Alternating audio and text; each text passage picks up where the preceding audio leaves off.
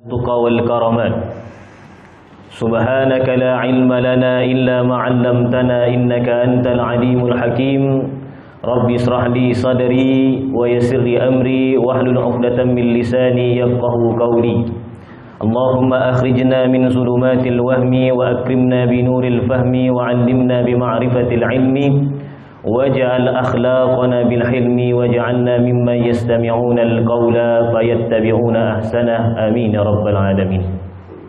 Yang sama-sama kita hormati dan kita muliakan Bapak Ketua Masjid kita, Masjid Al-Barakah. Yang sama-sama kita hormati dan kita muliakan Bapak Ketua Panitia Ramadan. Yang saya pribadi hormati dan saya muliakan orang tua kami, bapak-bapak, ibu-ibu, hadirin, hadirat, muslimin, muslimat. Mudah-mudahan kita semua diberikan keberkahan dan dimasukkan oleh Allah ke dalam surganya. Amin ya rabbal alamin. Terkhusus lagi kepada kedua orang tua kami, kepada orang tua kami Ustaz Jerry, mudah-mudahan diberikan kesehatan, panjang umur, berkah dunia dan akhirat. Amin ya rabbal alamin. Bersyukur kita kepada Allah Subhanahu wa taala bahwa syukur ini Pak mesti kita lakukan.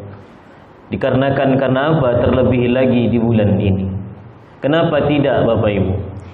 Kita boleh bayangkan ada kata Allah Subhanahu wa taala di dalam Al-Qur'an, sesungguhnya bilangan bulan yang Allah ciptakan itu ada 12 bulan dalam satu tahun. Dalam surat At-Taubah, inna iddatash syuhuri 'indallahi 12 syahra fi kitabillah.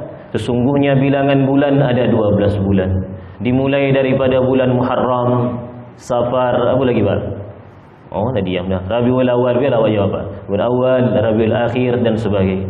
Tapi tak ada satu pun yang Allah sebutkan di dalam Al-Quran Bapak Ibu, kecuali ada satu bulan yang mana bulan ini kita masih dipertemukan dengan bulan itu. Bulan apa tu Pak? Ramadan. Syahrul Ramadan alladhi unzila fihi al-Quran. Ada golongan daripada Mujahid nama imamnya, daripada Imam Tabi'in. Maka tak boleh di antara kita, bahkan hukumnya makruh kalau hanya bilang Ramadan, Ramadan. Kenapa? Dikarenakan Allah langsung menyebutkannya Syahrul Ramadan. Tapi kata Imam An-Nawawi dan Imam Ibn Hajar Asqalani bahawa pendapat jumhur tak masalah, dikarenakan Nabi juga bilang Ramadan. Qad atakum Ramadan, Ramadan telah datang kepada kalian. Maka alhamdulillah kita masih dipanjangkan umur kita dan dimudahkan ibadah di bulan Ramadan ini. Ada juga hari, satu minggu itu ada 7 hari Bapak Ibu. Tapi yang hanya Allah sebutkan dalam Al-Quran, bahkan Allah jadikan dia menjadi satu-satunya nama surat. Hari apa itu Bapak Ibu? Hari Jumat. Idza qudiyatis salati min yaumil jumu'ati fas'au ila dzikrillahi wa darul bai'. Ketika seruan Jumat dipanggil, maka segeralah menuju panggilan Allah Subhanahu wa taala. Maka Jumat digelar dengan Sayyidul Ayyam, rajanya hari. Begitu juga dengan Ramadan, Sayyidus Syuhur, rajanya bulan. Ini luar biasanya. Bahawa banyak salat sunnah yang kita kerjakan dari nanti Isra dan sebagainya, kemudian sampai malam.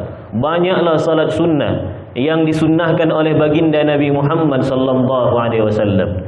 Tapi ada satu salat sunnah yang langsung disebutkan oleh Allah di dalam Al-Quran, maka dia digelar sebagai Sayyidun Nafilah, rajanya salat sunnah.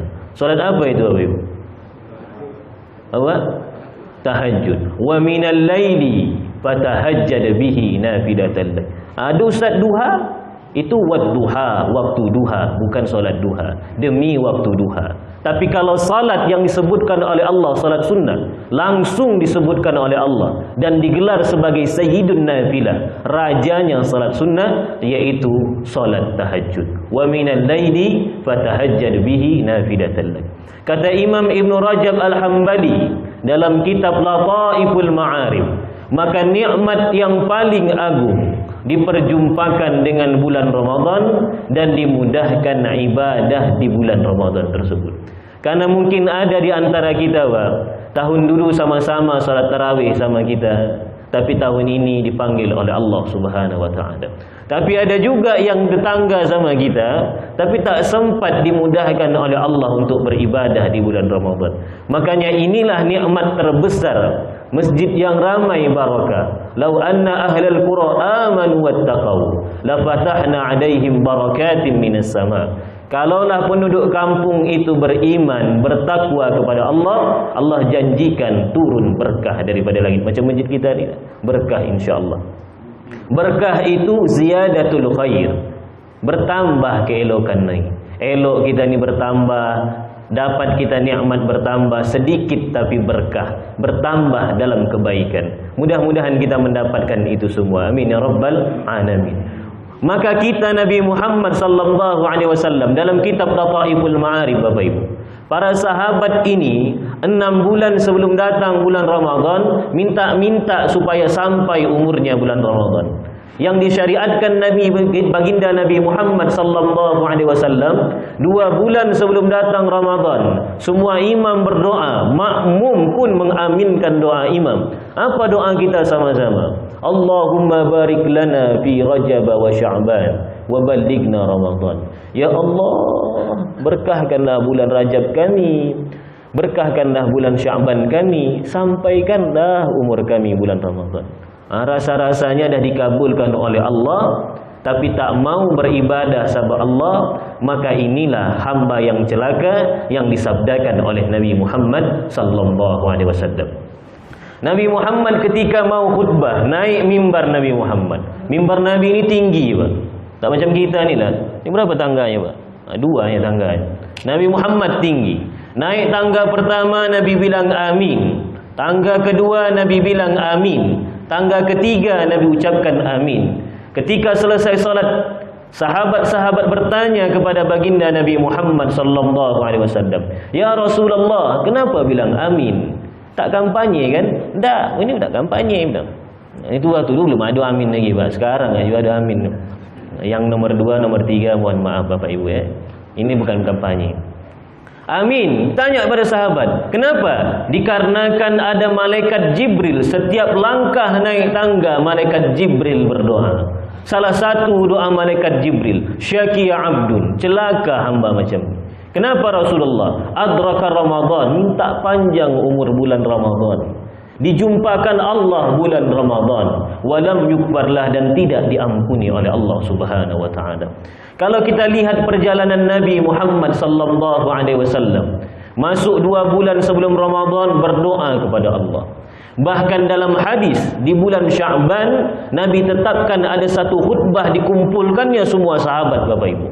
Berkhutbah Nabi untuk menyambut bulan suci Ramadan. Apa kata baginda Nabi Muhammad sallallahu alaihi wasallam?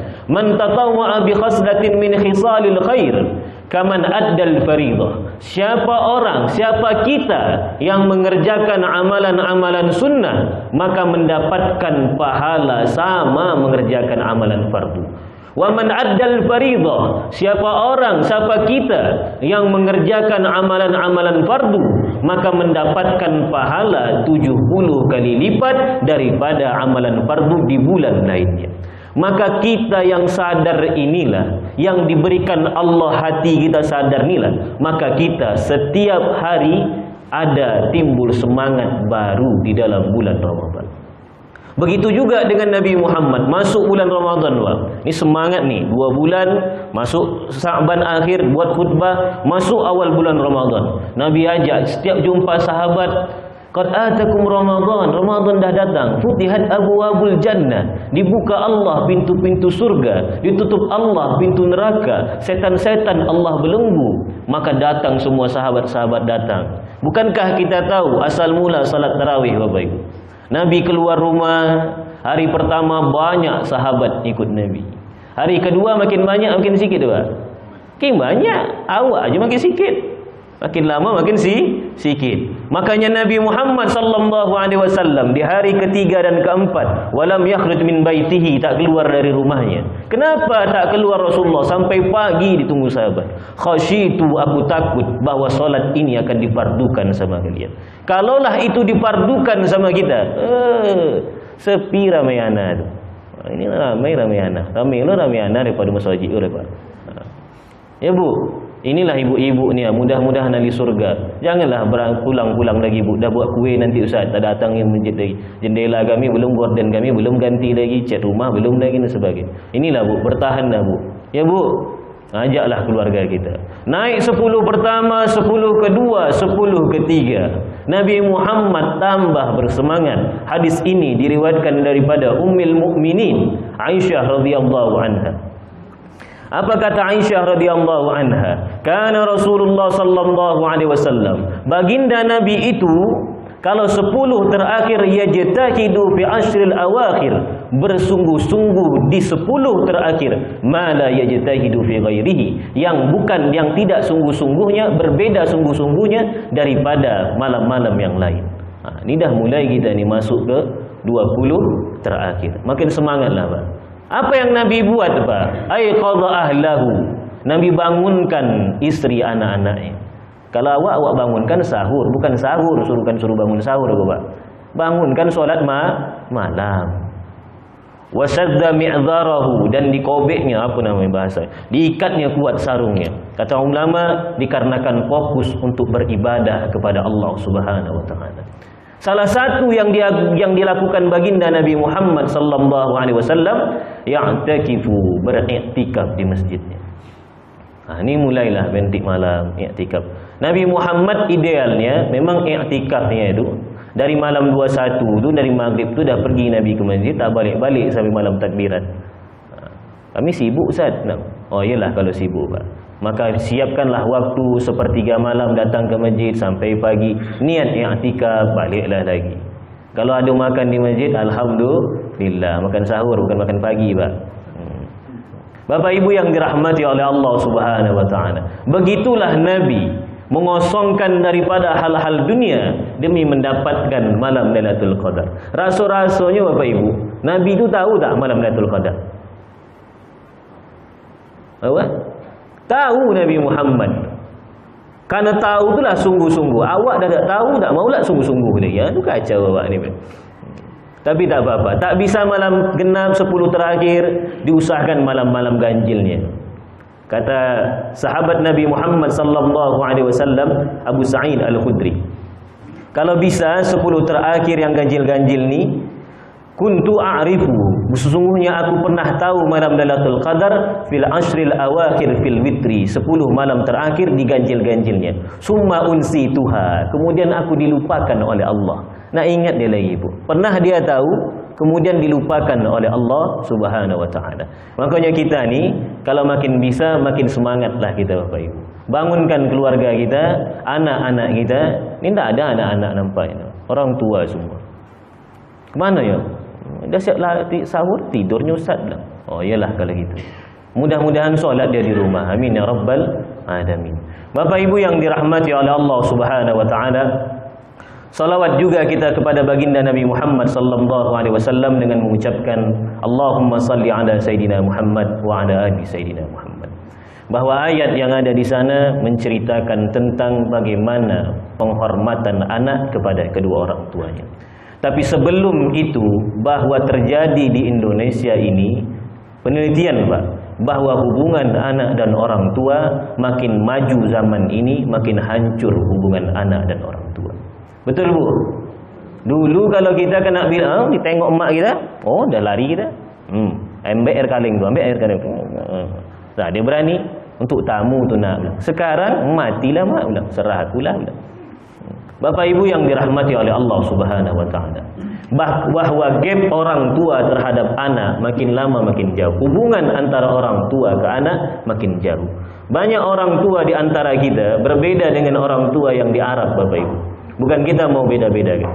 Tapi kita ini terlalu membentengi hubungan orang tua terhadap anak, sehingga anak tak bisa cerita terbuka kepada orang tua. Begitu juga orang tua tidak bisa terbuka terhadap anak.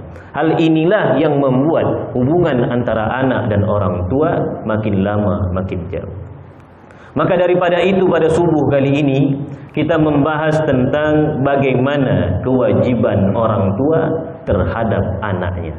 Bapak Ibu yang dirahmati oleh Allah Subhanahu wa taala, Kalau hak daripada orang tua terhadap anaknya dah jelas, dah banyak ustaz-ustaz menyampaikan. Hormati orang tuamu, fala taqul lahumā uffin. Tak usah katakan kepada orang tua, tapi tengok-tengok dulu. Ada orang tua ni yang durhaka duluan daripada anaknya durhaka kepada orang tuanya. Maka daripada itu, bagaimanakah di dalam Islam, di dalam Al-Quran dan Sunnah Nabi Muhammad SAW mengajarkan kita tentang anak ini? Adapun yang pertama, yang perlu kita sadari bahwa anak ini adalah karunia yang terbesar yang diberikan oleh Allah Subhanahu wa taala. Bahkan ulama dibilangnya anak itu bagian daripada hibatullah, karunia daripada Allah Subhanahu wa taala. Bahwa kita baru sadar anak ini karunia daripada Allah ketika kita tak punya anak. Barulah sadar pentingnya anak ini. Tapi dah punya kita anak, awak tekak-tekak, dia terajang, dia lari, dia sikit, bam lah pergi dia. Kita pukul lagi, kita hardik lagi, kita bilang anak setan, anak hantu dan sebagainya. Kalaulah kita sadar pertama kali bahawa seorang anak ini adalah karunia terbesar yang diberikan Allah, maka kita akan mengasuhnya, mengajarkannya dengan baik, dikarenakan titipan karunia yang diberikan oleh Allah Subhanahu wa taala. Kalau kita perhatikan di dalam Al-Quran, Bapak Ibu, para nabi-nabi Allah tidak pernah meminta hal-hal yang berhubungan dengan dunia kecuali seorang anak. Tak pernah Nabi itu, ya Allah, turunkanlah 2 ton emas ni, ya Allah. Tak ada. Allahumma ya Allah, malam Lailatul Qadar ni Allah, tambahkanlah duit aku yang di bank tu, ya Allah. Tak ada. Tidak ada para nabi Allah yang meminta hal-hal yang dunia, yang berhubungan dengan dunia, kecuali seorang anak.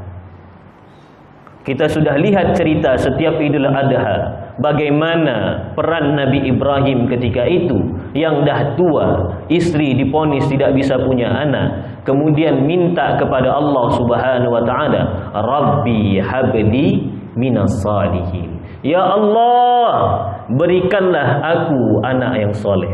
Menurut ulama, daripada berlandaskan doa Nabi Ibrahim ni, boleh kita meminta anak ini sesuai dengan kelaminnya. Mau minta laki. Nabi Ibrahim ini dalam hal ini meminta anak laki-laki. Rabbi habli minas salihin. Begitu juga dengan Nabi Zakaria alaihissalam. Nabi Zakaria diponis dah tua, istrinya mohon maaf diponis dalam ilmu kedokteran tidak bisa hamil lagi, dah tua, dah beruban dan sebagainya. Maka ketika itu Nabi Zakaria ini mengasuh yang namanya ibunda Maryam, maknya Nabi Isa alaihissalam. Ketika Nabi Zakaria masuk ke dalam bilik Maryam, Nabi Zakaria mendapatkan ada makanan. Anna laki hadha. Dari mana Maryam dapat makanan ni? Apa kata Maryam? Hadha min indillah. Ini dari Allah, Nabi Zakaria. Dalam tafsir Ibnu Atiyah, ini menarik, bahawa makanan yang ada di hadapan Maryam pada waktu itu buah, bahawa buah ini tidak lazim ada pada waktu itu. Artinya macam ini, bahawa kata Ibnu Atiyah, ini musim panas, satu musim dingin. Kalau di Arab tu, kalau musim dingin buahnya jeruk, musim panas buahnya anggur. Ini di musim dingin, di dalam kamar itu ada buahnya anggur. Dari mana dapatnya ini? Berpikirlah Nabi Zakaria, kalaulah Allah bisa menurunkan buah langsung daripada Allah Subhanahu wa taala, maka Allah akan bisa mengabulkan doaku untuk mendapatkan seorang anak. Hunalika da'a Zakaria rabbah. Dari situlah Nabi Zakaria berdoa kepada Allah Subhanahu wa taala, Rabbi habli min ladunka dzurriyyatan thayyibah innaka sami'ud du'a. Ya Allah, ya Rabbi, berikanlah aku keturunan yang elok, sesungguhnya Engkau yang mendengarkan doa ini. Bayangkan, Pak. Kalau kita sadar anak ini adalah karunia daripada Allah, nabi-nabi Allah Subhanahu wa taala tidak pernah meminta hal-hal yang berhubungan dengan dunia kecuali meminta seorang anak. Menariknya bahwa ada juga, ini senior kita Pak, 13 tahun tak punya anak. 13 tahun tak punya anak Pak. Sedih minta ampun. Pergi berobat ke Arab, pergi berobat ke Eropah, belum juga dapat lagi. Belilah bayi tabung, beli pula. Buatlah pakai bayi tabung. Bukannya murah, bukan macam tabung gas 3 kilo tu harganya Bu. Mahal. Dapatlah satu anak ni. Inilah yang disyukuri anak ni. Satu ni lah yang bisa. Alhamdulillah, bersyukur betul dia mengasuh anak. 13 tahun nunggu. Awak kalau dah 3 tahun tak punya anak, ditanya sama tetangga, belum lagi, dah sedih hati. Dah dapat anak, ini yang salah. Ini kadang yang banyak anak ni ya. Anak pertama, yalah, oh ya sayang. Anak kedua, malas dah. Apakah kewajiban orang tua pertama kali? Yang pertama tadi itulah, banyak berdoa. Kalau ada daripada kita yang belum punya anak, berdoalah kepada Allah, maka Allah akan mengabulkan doa kita. Idza arada syai'a ay yaqula lahu kun fayakun. Tak doa sama Allah, apalagi bulan Ramadan ini. Ya Allah, berikanlah berkah anak dan sebagainya. Anak yang soleh, anak yang soleha dan sebagainya. Maka apakah kewajiban orang tua yang pertama ketika tahu dia mendapatkan seorang anak? Yang pertama adalah mesti bahagia Pak. Mesti wajib kita bahagia. Jangan anak pertama aja bahagia Pak. Rupanya kan dah awak buat apa namanya pakai KB kok tembus juga baja kau bilang. Tak bahagia kita. Kok bisa bilang, datang isteri kan dibawanya. Ya, alhamdulillah lahir lagi. Ondeh mak, ngapalah lahir baja kau bilang. Tak boleh macam gitu Pak.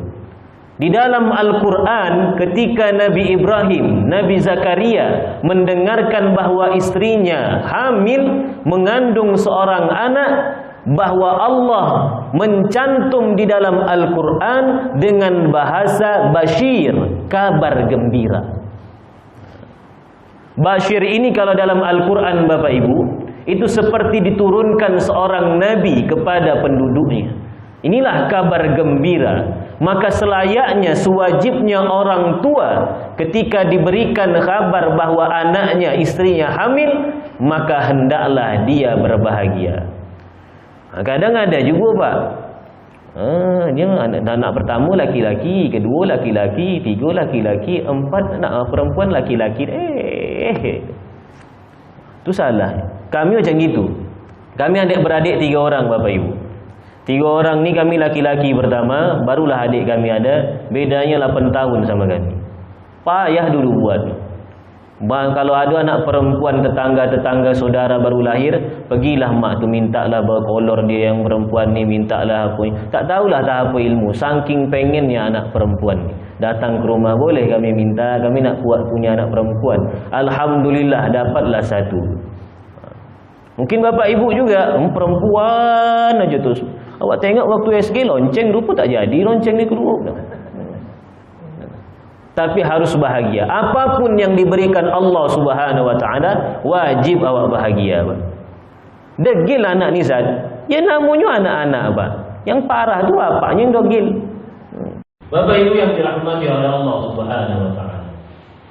Maka adapun yang kedua, apa kata Allah Subhanahu wa taala? Allah menggunakan bahwa ketika Nabi Ibrahim dan Nabi Zakaria mendengarkan bahwa istrinya hamil, maka Allah menggunakan kalimat kata-kata basyir sebagai kabar gembira. Apa kata Allah Subhanahu wa taala ketika Nabi Ibrahim mendengarkan bahwa istrinya hamil seorang anak yang bernama Ismail? Apa kata Allah? Fabasyarnahu bigulamin halim.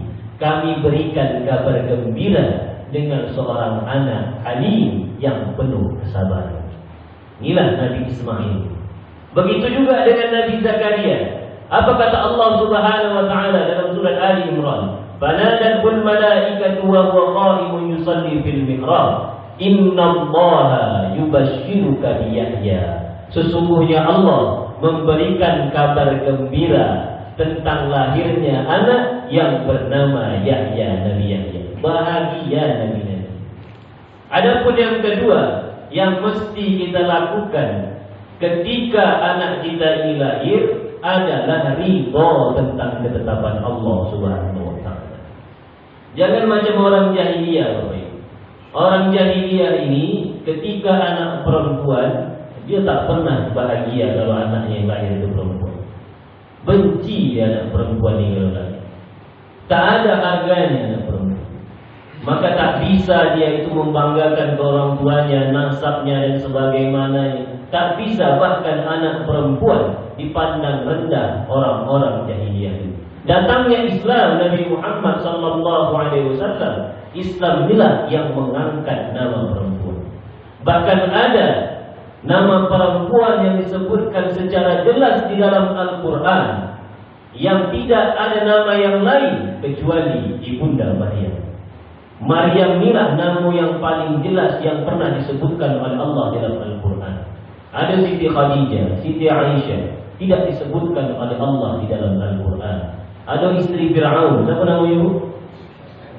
Asia, tak disebutkan. Tapi dalam Al-Quran Imra'atu Fir'aun, perempuan Fir'aun, tak disebutkan namanya secara jelas.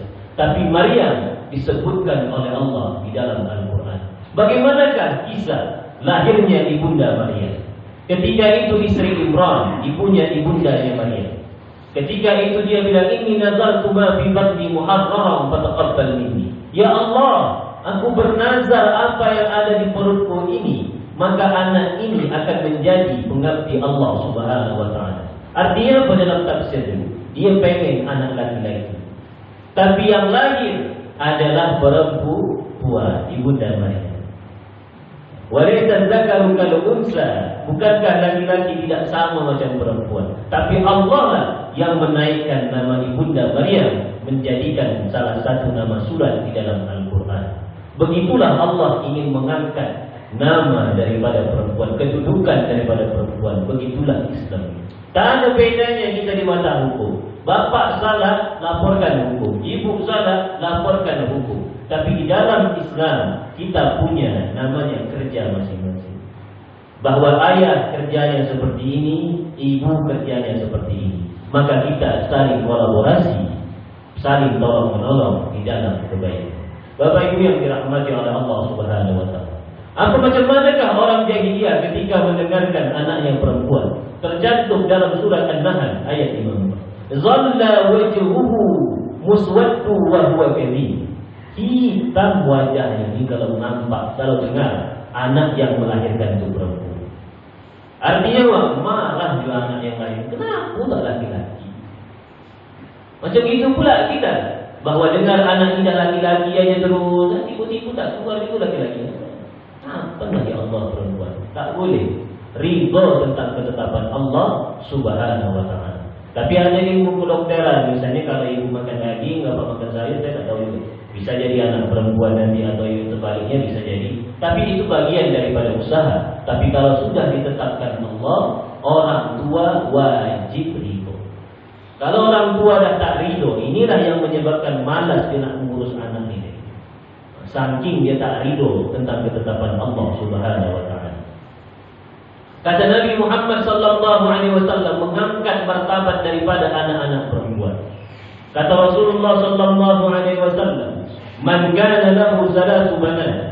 Siapa orang yang punya 3 atau lebih anak perempuan, wa aqama alaihinna, dijaganya anak perempuan ini sampai dia balik, sampai dia nikah. Apa kata Nabi Muhammad sallallahu alaihi wasallam?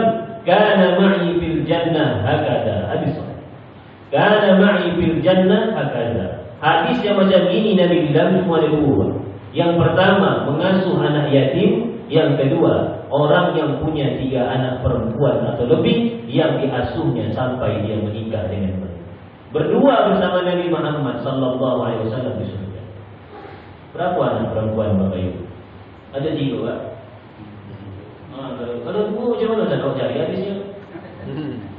Kalau 1 kan? Buat lagi Pak. Bapak Ibu yang dirahmati oleh Allah Subhanahu wa taala. Macam mana dengan 2? Maka kata Nabi Muhammad sallallahu alaihi wasallam, hadis yang diriwayatkan daripada Imam Muslim. Nabi Muhammad sallallahu alaihi wasallam bersabda, "Man 'alaja jari'ataini hatta tablugha." Siapa yang mengasuh dua anak perempuan sampai dia balik kemudian dinikahkan, jaa yaumal qiyamati, datang di hari kiamat nanti, wa dhamma asabi'uhu, bergabung tangan dengan Nabi. Ustaz, kalau satu, kita cari dulu tadi. Di rumah berapa Pak? Dua Pak. Satu ada Bu? Oh, satu macam mana Ustaz? Sama macam sahabat. Ketika Nabi Muhammad menceritakan tentang 3 anak perempuan masuk bersama Nabi di surga seperti ini, datanglah sahabat. Kalau Bu macam mana Rasulullah? Kalau satu, lalu satunya Rasulullah macam mana? Kata Nabi Muhammad yang diriwayatkan daripada Imam Ahmad bin Hanbal dalam kitab Musnadnya, hadis ini dikategorikan hasan yang diterima daripada sahabat Nabi Abu Hurairah radhiyallahu anhu. Apa kata Nabi Muhammad sallallahu alaihi wasallam? Man kana lahu salatu banatin fa sabara ala awaihinna. Siapa yang punya 3 orang anak perempuan yang harus sabar mengasuh anak perempuan ini. Beda anak perempuan ini sama laki-laki, beda mengasuhnya. Harus sabar kita menjaganya, karena ini permata satu-satunya yang bapak punya. Maka harus sabar mengasuhnya. Jangan sampai anak perempuan yang melawan dia, lebih pilih dan apa lagi kita hapus itu cowok dia sebagai daripada ayah. Maka cinta anak perempuan ini adalah bapaknya. Maka jaga betul-betul, sabar mengasuhnya. Apa kata Nabi Muhammad sallallahu alaihi wasallam? Adkhalahul jannah, masuk surga bapak ibu. Orang tua ini bapak ibu masuk surga. Datang sahabat, ya Rasulullah, sintanya aku cuma punya 2 anak perempuan. Datang sahabat lagi, aku satu ya Rasulullah. Maka Nabi Muhammad sallallahu alaihi wasallam menyambungkan sabdanya, awis nadaini aw wahidah. Yang 2 juga masuk surga, yang 1 juga masuk surga. Tapi diurus dengan baik-baik. Begitulah di dalam Islam, menaikkan nama perempuan. Begitu Nabi Muhammad tahu bahwa ada anak perempuan yang dulu mungkin zaman jahiliyah, orang kecewa lah tentang anak perempuan dan sebagainya. Tapi Nabi Muhammad menghadiahkan orang yang mengasuh 3 anak perempuan, 2 anak perempuan, 4 dan sebagainya sampai 1. Allah pastikan, Nabi pastikan dia masuk di surga. Alhamdulillahirabbil alamin. Anak laki-laki macam mana? Ya lebih dapat macam ini. Karena dia bisa membanggakan orang tuanya, bisa dan sebagainya. Banyaklah anak laki-laki dan sebagainya. Begitulah di dalam Islam, menyamakan setara antara perempuan dan laki-laki. Adapun yang pertama tadi senang, bahagia, ridha dengan ketetapan Allah, dan yang ketiga, menurut mayoritas ulama ini hukumnya sunnah muakkad, tapi seyogyanya dilakukan sama orang tua, yaitu mengakikahkan anaknya. Kalau lahir anak kita, diakikahkan. Apa kata Nabi Muhammad sallallahu alaihi wasallam? Kullu gulamin, setiap anak yang dilahirkan rahinatun bi'aqiqatihi, tergadai dengan akikahnya. Maksud kata Imam Ahmad bin Hanbal dalam mensyarahkan hadis ini, maksud daripada tergadai bahwa seorang anak yang tidak diakikahkan tak bisa memberikan syafaat kepada kedua orang tua.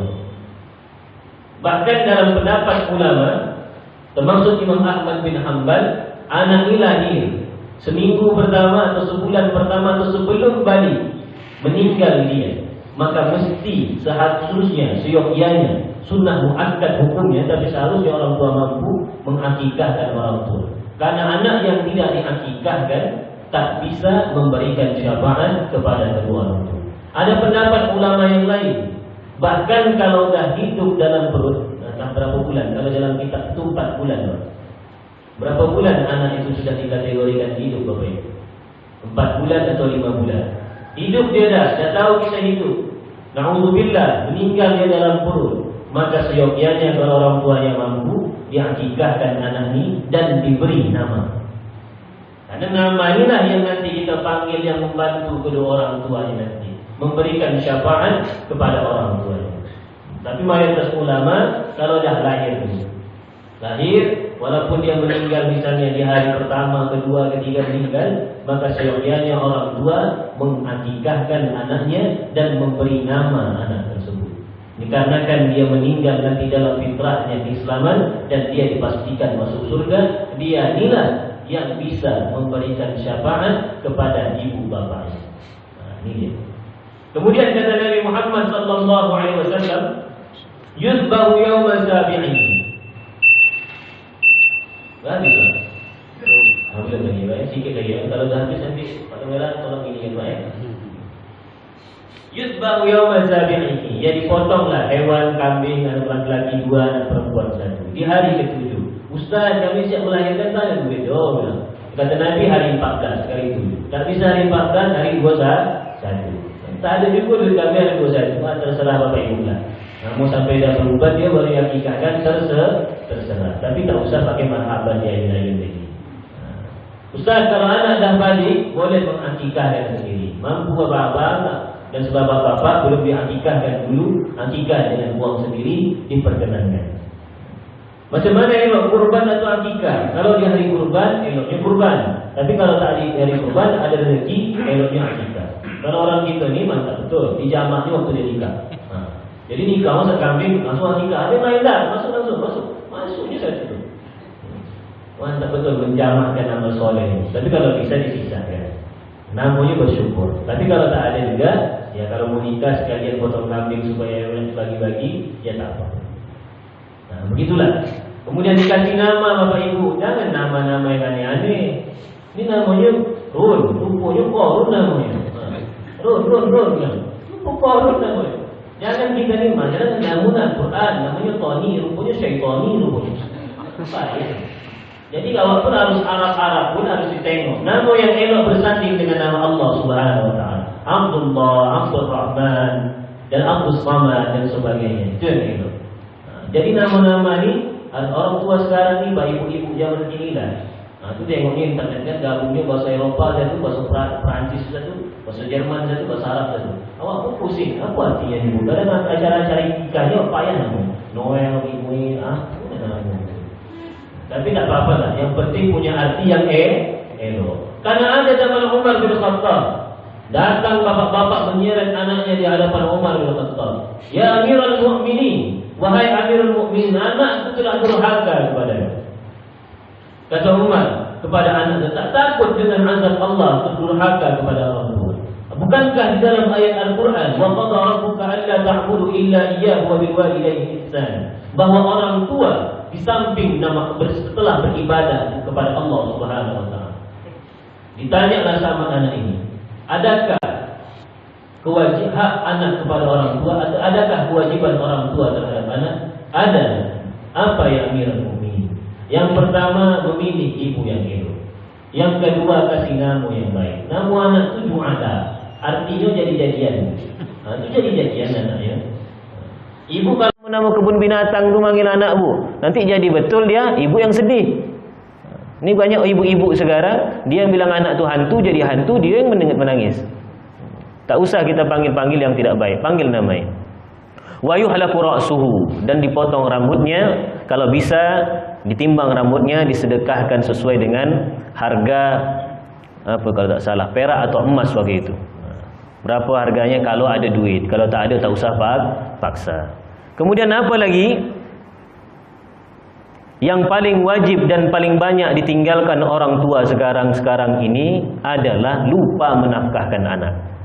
Mungkin hubungan ibu sama bapak bisa berpisah, tapi hubungan bapak sama anak tidak akan pernah berpisah.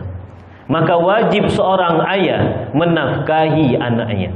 Maka anak yang tidak atau istri yang tidak dinafkahi sama suaminya, maka terhitung hutang sampai di hari kiamat. Ini banyak bapak-bapak bercerai dia, Pak. Dibolinya pancing, dibolinya umpan-umpan pancing tiap hari. Poginya mancing, itu aja diurusnya. Anaknya tak diuruskan, anaknya tak sekolah, tak diuruskan dan sebagainya. Neraka jahanam orang tua jadi. Kenapa demikian? Karena ini adalah hutang. Wa 'alal mawdudi rizquhunna wa kiswatuhunna bil ma'ruf. Wajib orang tua memberikan nafkah sampai dia selesai sekolah. Wajib Bapak Ibu. Mudah-mudahan Bapak Ibu tidak lupa untuk memberikan nafkah ini. Yang selanjutnya nomor 6 adalah berlaku adil sama anak kita ini. Ni anak pertama aja cari kerja, anak pertama kuliah, anak pertama. Dah habis duit tu anak nombor 2 sampai SMA. Dah habis duit tu anak nombor 3 tak ada sekolah lagi. Ni kadang kita lupa. Tak adil kepada anak. Bahawa memang anak pertama adalah karunia mungkin terbesar bagi bapa ibu, tapi anak kedua, ketiga, keempat, kelima, keenam, ketujuh harus berlaku adil. Ittaqullah, kata Nabi Muhammad, wa'dilu baina auladikum. Berlaku adillah di antara anak. Adil tak mesti sama. Kalau kami dulu, ni kadang mak kami pun kadang lupa terhadap ini. Kami pesantren 7 tahun, Bu. Siap pesantren pergi ke Mesir. Waktu pesantren ini, kami jajan dari kelas 1 sampai kelas 7 tu lah. Sampai pengabdian tu 100 ribu je sebulan dikasih. Tak pernah nambah, tak pernah berkurang. Jadi adik kami ni masuklah setelah kami. Dikasih pula 100 ribu zaman sekarang. Manalah cukup, mak bilang. Abangmu dulu 100 ribu, dia tak pernah ngeluh. Ya bedalah, awak tak ada duit, bisa numpang-numpang sama kawan makan sikit. Kalau perempuan belum kebutuhan dia lagi, belum ini dan sebagainya, maka perlu diperhatikan. Orang tua ini harus tahu bagaimana kebutuhan anaknya masing-masing. Dan harus adil anak-anaknya. Ini anaknya nomor 1, jadi kerja. Sampai mana pun, kalau bisa, sampai mati, cari jual apapun yang bisa untuk anak kerja. Habis semua anak nomor 2, tak ada lagi, 3 tak disupport lagi. Inilah yang susah kita. Harus adil sama anak-anak kita. Yang selanjutnya, yang diajarkan baginda Nabi Muhammad sallallahu alaihi wasallam, lemah lembut. Wajib orang tua lemah lembut sama anaknya. Nabi Muhammad ni paling cinta betul sama keluarga. Bahkan hadis yang masyhur Bapak Ibu, ketika mau salat zuhur Nabi Muhammad berjamaah, Nabi Muhammad itu sujud tak bangkit-bangkit ni. Mak sujud ni lah. Atang jemaah ni kan, yang naiknya kepalanya tengoknya Nabi Muhammad. Oh, ada cucu Nabi di atas punggung Nabi Muhammad sallallahu alaihi wasallam. Kemudian sahabat lama nunggu sampai ada menyangka bahawa Nabi sudah dipanggil oleh Allah Subhanahu wa taala atau Nabi sedang menerima wahyu. Setelah salat bertanyalah sahabat, "Kenapa lama betul ya Rasulullah jadi imam?" Bahawa Nabi berkata bahawa aku ingin menyelesaikan hajat daripada cucuku, barulah aku naik. Kalau awak imam awak lama, telefon pengurus, gantilah imam tu lama betul ya. Solat banyak tu, solat pendek je lah bilang. Ni lama yang bergigil kaki awak ni dah bilang. Nabi lama untuk menunggu cucunya Sayyidina Hasan dan ataupun Husain ketika itu. Lama. Kemudian Nabi Muhammad tahu Madinah, Masjid Quba tahu. Nabi Sayyidina Hasan dan Husain ini dulu diurus di Masjid Quba. Nabi Muhammad tinggal di Madinah. Berjalan kaki Nabi Muhammad sallallahu alaihi wasallam ke Quba ingin jumpa sama cucunya. Apa yang dilakukan Nabi Bapak Ibu? Dipangkunya kejap, diciumnya, balik lagi ke Madinah. Saking sayangnya sama anak. Bukankah di dalam Al-Quran Bapak Ibu ada surat Al-Luqman, ada cerita Nabi Yusuf dan Nabi Yaqub. Bagaimana kisah daripada itu? Bahawa Luqman menceritakan kepada anaknya, menasihati kepada anaknya, "Ya bunayya, wahai anakku sayang." Di dalam Al-Quran ketika Nabi Yusuf memanggil Nabi Yaqub, "Ya abati, wahai ayahku sayang." Kata imam dalam kitab At-Tahrir wa Tanwir Ibnu Ashur, ulama tafsir dari Tunisia, ya abati, ti itu ya. Kalau kita kan abi, dia pakai abati. Kalau Al-Quran tak ada abi, ya abati. Kalau bapak ibu mau pakai keren sekarang, pakailah abati. Ti itu tanda kelembutan, wahai ayahku sayang. Kalau awak manggil anak macam mana Bu? Kalau dah ngamuk kita, keluar kebun datang, anak inilah, anak itulah, anak inilah, anak itulah dan sebagainya. Tak boleh macam itu. Maka harus berlembut-lembut sama anak kita. Kadang dia degil Ustaz. Sekali lagi, kalau anak kecil ni degil, memang anak-anak. Bapaknya kalau yang degil, itu yang bahaya. Namanya kita doakan baik-baik, terbuka sama anak. Begitulah Nabi Muhammad sallallahu alaihi wasallam. Dan yang terakhir, kerana waktu pun dah nak habis, bapak-bapak pun dah nak batuk-batuk lagi. Sebelum bapak ni batuk-batuk, kita selesaikan. Terakhir Pak ya. Kadang kode-kode sekarang ni, kalau dah lama itu tanda-tanda imam lama. Itu imam harus hatikan. Kalau dah banyak yang batuk, berarti itu lama kita solat tu. Apa kata Nabi yang terakhir? Yang paling penting, pendidikan terhadap anak. Ini kadang kami waktu zaman Covid ni, ada ponakan kami, yang satu SD IT, satu SMP Islam IT namanya Pak ya.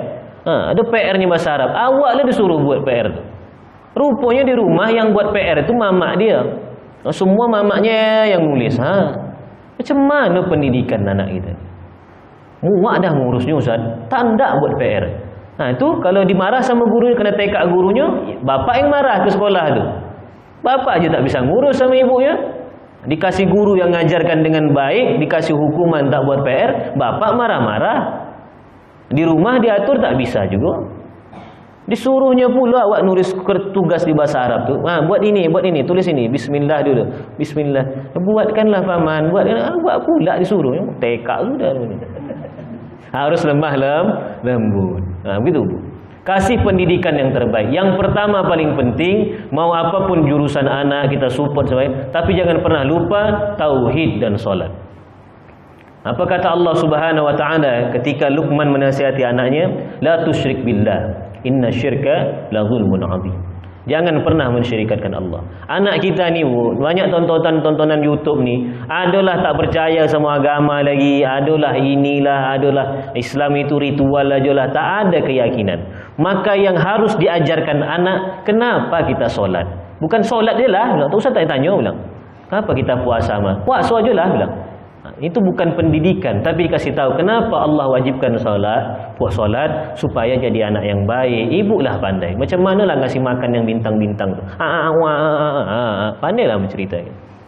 Dan bapak pun harus berperan dalam pendidikan menasihati anak. Karena di dalam Al-Quran, nasihat antara orang tua dan anak ini kebanyakan itu adalah bapak dan anaknya. Maka kami itu kalau dah bandel, dah degil, kami kan degil juga kecil dulu, maka turunlah bapak kami. Itu raja terakhir kan. Disuruh duduk depan ni, duduk situ. Kami pun sebelum ke Mesir tak bercakap 3 hari kerana bapak tak ada duit nak berangkat ke Mesir. Almarhum ayah kami tentara tapi pangkat korporal dia, Pak. Duduknya kami 3 hari tak bercakap. Betul nak pergi Mesir? Betul ya bilang. Kami punya duit segini ya. Sanggup? Sanggup. Kuat di sana. Kalau ada terjadi apa-apa, siap. Rupanya memang dah firasat dia. Rupa kami ke Mesir 5 bulan, meninggal dia. Kami tak balik. Selama 4 tahun itu tak balik. Dah balik, dah dikuburkan, barulah kami itu balik. Kami rasa pun dia bangga dengan kami sekarang ini. Amin ya rabbal alamin. Kasih pendidikan terbaik, Pak. Bahkan di dalam Al-Quran kata Allah Subhanahu wa taala, wa'mur ahlaka bis-salah. Perintahkan keluargamu, anak-anakmu untuk solat, wastabir 'alaiha. Ini menariknya, Pak. Bukan pakai wastabir itu artinya dan sabar untuk mendidik anak. Kalau dalam bahasa Arab sabar itu wasbir dan sabarlah, sabara. Tapi dalam ini Allah gunakan wastabir. Kalau sabara itu ratusan Allah sebutkan dalam Al-Quran, tapi wastabir itu cuma 3 kali Allah sebutkan dalam Al-Quran. Ada waw, alif, sad, ta, ra, 5 hurufnya. Kalau sabara itu atau wasbir, alif, sabara, 4 hurufnya. Kata ulama, ziyadatul huruf, ziyadatul makna. Ketika ada tambahan huruf, maka bertambah pula maknanya. Maka kata ulama tafsir ketika mengurus anak, ekstra payah sabarnya. Begitulah kata Allah, wa'mur ahlaka bis-salah wastabir 'alaiha. Dan sabarlah bapak ibu. Kenapa bapak harus sabar? Salah pun anak kita degil, kalau dia dah bertobat di masa tuanya, berdoa dia di hadapan Allah Subhanahu wa taala, maka menaikkan derajat ibu di surga-surga nanti. Ada hadis yang diceritakan baginda Nabi Muhammad, ketika ada orang tua di dalam neraka, kemudian orang tua surganya surga paling bawah. Kemudian dia bertanya, "Anna li hadza ya Allah?" Ya Allah, dari mana pahala ni? Kok bisa aku masuk surga yang eksekutif? Surga yang paling tinggi. Kenapa aku bisa? Amalanku biasa aja. Dan tak ada apa-apa, tak solat biasa aja, puasa biasa aja dan sebagainya. Kata Allah Subhanahu wa taala, li istighfari waladika, dikarenakan doa ampunan dari anakmu. Bukankah kita tahu kalau kita mati amalan kita ini tak ada lagi, Pak? Salah satu amalan yang terus mengalir adalah waladun salih yad'ulah.